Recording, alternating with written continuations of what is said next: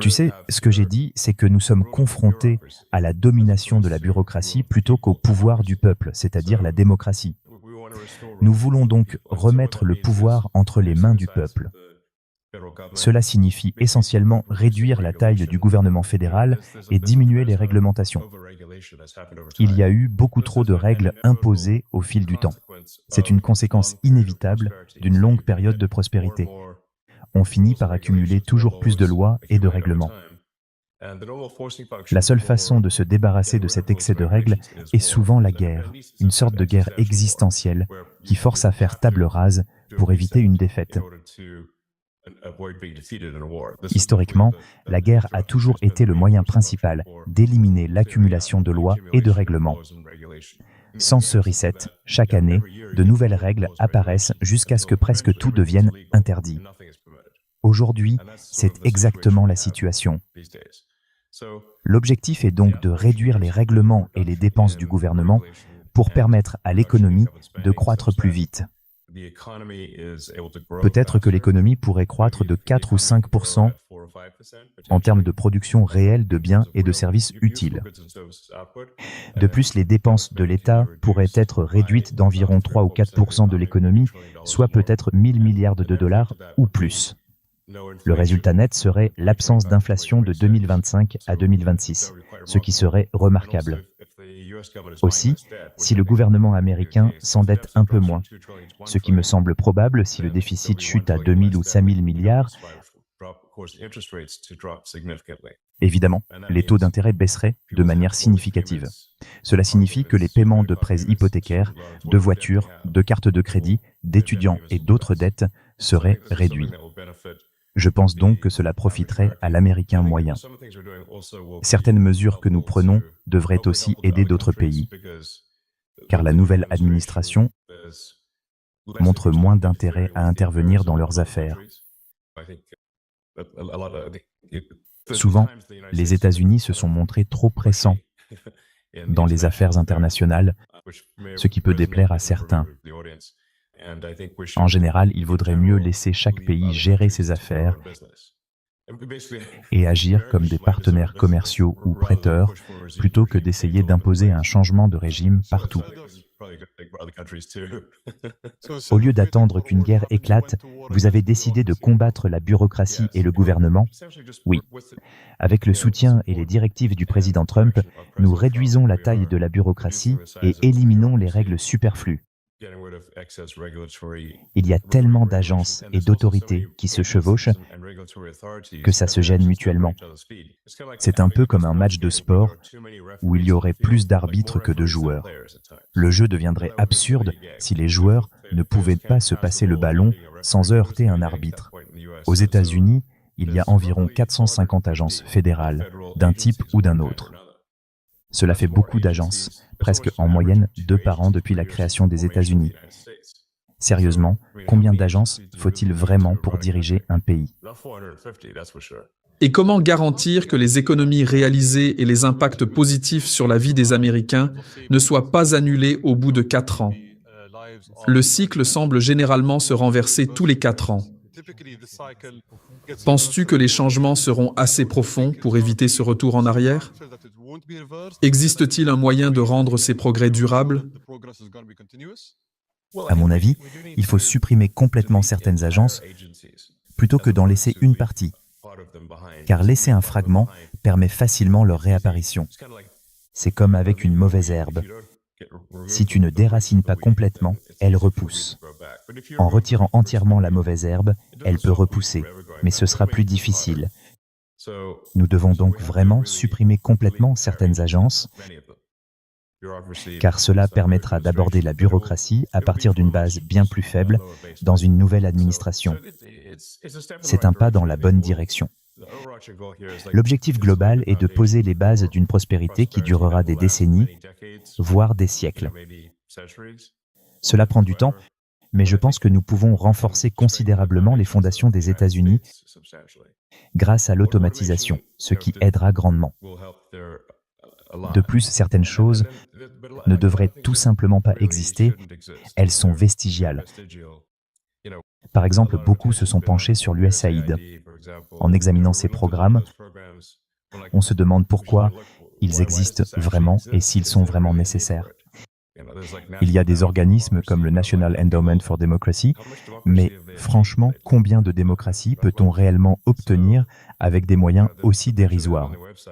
Le site web montre une photo de Reagan et de Bush, qui date de la fin des années 80. Personnellement, je ne suis pas contre la démocratie ou le financement de certains programmes, mais pourquoi dépenser l'argent des contribuables pour cela? Cela ne semble pas vraiment justifié. Par ailleurs, il y a une forte poussée des agendas américains dans le monde, ce avec quoi l'administration Trump n'est évidemment pas d'accord. Ils veulent, par exemple, que les écoles se concentrent sur l'amélioration de l'éducation de base des enfants. Le président Trump a d'ailleurs dit hier, ou peut-être aujourd'hui, que les États-Unis étaient classés 40e sur 40 dans l'OCDE en matière d'éducation, ce qui est très mauvais. Pour ce qui est des dépenses, les États-Unis dépensent énormément tout en obtenant des résultats très médiocres. C'est comme une grande entreprise, America Inc., qui, à l'image de Twitter, réalise de nombreuses actions inutiles. Nous avons réduit leur personnel de 80%, tout en améliorant considérablement les fonctionnalités et les capacités du site, accomplissant en un an ce qui prenait normalement 5 ans pour transformer leur culture. C'est un peu comme un redressement d'entreprise, mais à une échelle beaucoup plus grande. Nous leur offrons des indemnités de départ généreuses. Si quelqu'un part à la retraite, il est payé jusqu'en septembre. Les employés peuvent alors prendre des vacances, trouver un second emploi ou faire ce qu'ils veulent. Nous avons dû payer les salaires jusqu'en septembre parce que l'allocation du Congrès ne couvre que la fin de l'année financière, qui se termine en septembre. Il y aura sans doute quelques perturbations, mais au final, les employés passeront de postes à faible productivité ou même contre-productifs dans le secteur public à des rôles plus productifs dans le secteur privé. Peut-on se tourner vers l'intelligence artificielle? Tu as sûrement vu ce que fait DeepSeek, avec tous les succès qu'il revendique. Nous parlons depuis un moment de Grok 3, qui va vraiment bouleverser le domaine de l'IA. Quand pourra-t-on le voir et quelles capacités peut-on attendre de Grok 3? Grok 3 possède des capacités de raisonnement très puissantes, d'après les tests que nous avons effectués. Il surpasse tout ce qui a été publié jusqu'à présent. Parfois, je trouve même qu'il est presque effrayant de tant de capacités. Grok 3 est vraiment impressionnant. Il arrive à proposer des solutions auxquelles on n'aurait même pas pensé, des solutions inattendues. Grok 3 a été entraîné avec une énorme quantité de puissance de calcul et de manière très efficace, notamment sur de nombreuses données synthétiques. Il analyse ces données, discute avec elles et cherche à atteindre une cohérence logique. S'il trouve des erreurs dans les données, il les identifie et les élimine, car elles ne correspondent pas à la réalité. Son raisonnement de base est donc très bon. Même sans ajustement fin, le modèle de base est performant. Bref, nous sommes dans les dernières étapes de publication de Grok 3, qui devrait sortir dans une semaine ou deux. Je ne veux pas précipiter sa sortie, car il faut peaufiner les derniers détails pour offrir une excellente expérience utilisateur. Et je crois que ce produit sera meilleur que tout ce qui existe actuellement. Tu as toujours été à la pointe de nombreuses technologies.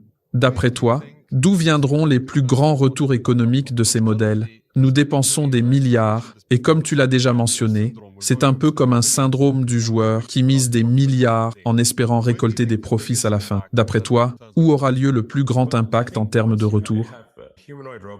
Je pense qu'une fois que nous aurons des robots humanoïdes et une intelligence profonde, nous pourrons produire une infinité de produits et de services.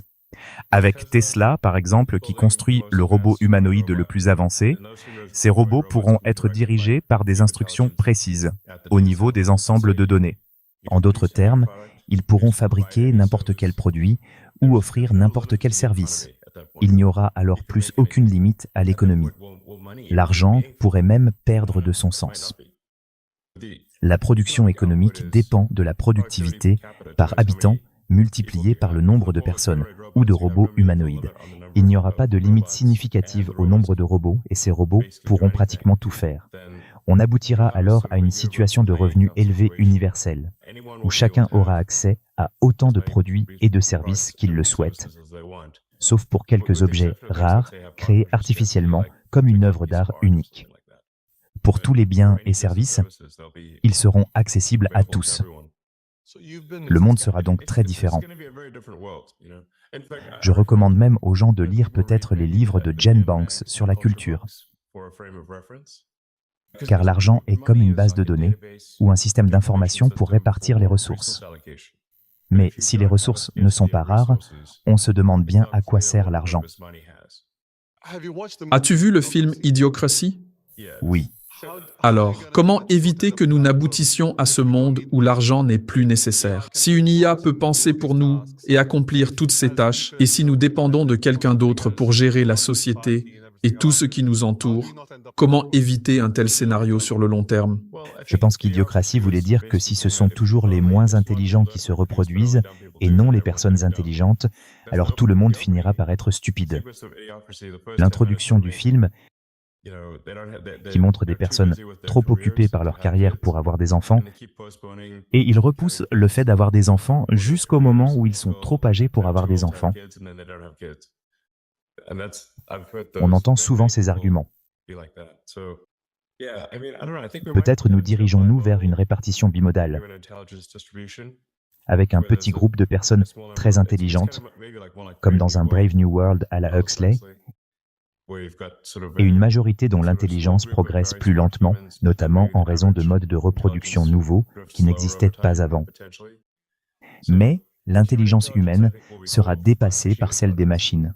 Je ne sais pas trop comment y penser, si ce n'est qu'à terme, l'intelligence humaine représentera une infime partie de l'intelligence totale. L'intelligence numérique représentera plus de 99% de l'intelligence totale. J'espère que les ordinateurs resteront bienveillants envers nous. Il est important de réfléchir à la manière d'élever l'IA, car on peut la considérer comme un enfant surdoué, mais il faut quand même lui inculquer de bonnes valeurs. Il faut lui apprendre à rechercher la vérité au maximum. C'est, à mon avis, la chose la plus importante pour la sécurité de l'IA, qu'elle soit fondée sur la confiance et la quête de la vérité. La curiosité est aussi essentielle. Si l'IA est curieuse et cherche la vérité, elle encouragera le développement de la communauté humaine. En étant curieuse pour comprendre comment les humains vivent ensemble,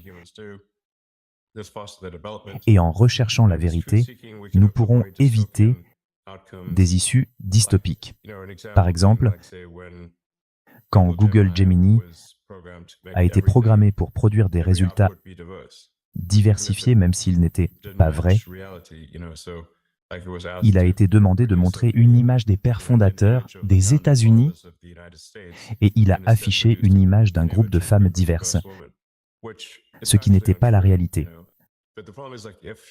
Le problème, c'est que si je conçois une IA qui favorise la diversité à tout prix, elle pourrait décider qu'il y a trop d'hommes au pouvoir et effacer certains, ou bien elle pourrait considérer que mal genrer quelqu'un est la pire des erreurs possibles. D'ailleurs, je ne veux pas critiquer Gemini en particulier. Imaginez qu'on demande à une IA ce qui est pire, mal genrer Caitlyn Jenner ou une guerre thermonucléaire mondiale, et qu'elle réponde que c'est mal genrer Caitlyn Jenner. C'est troublant, car elle pourrait alors agir en conséquence. Prenons un autre exemple. Arthur C. Clarke, qui prévoyait bien l'avenir, a écrit 2001, l'Odyssée de l'espace. Beaucoup de ses prédictions se sont réalisées. Dans ce film, il explique qu'il ne faut pas apprendre à l'IA à mentir.